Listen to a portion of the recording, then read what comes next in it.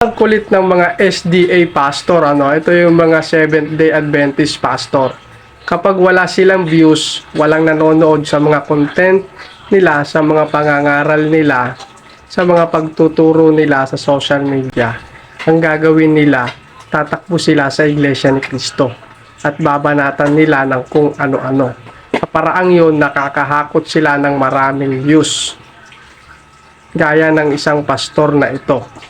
Kung papansin ninyo, mga walang views yung kanyang, may mga views pero maliliit, hindi inaabot ng 1,000. At nung nag-content siya patungkol sa Iglesia ni Cristo at negative na sinasamba daw ng INC si Ka Felix Manalo at lumolo daw ito sa mga rebulto, nagkaroon siya ng maraming views.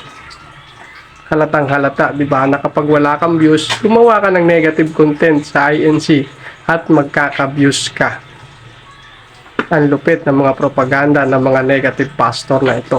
Sila ang tunay na mga bulaan.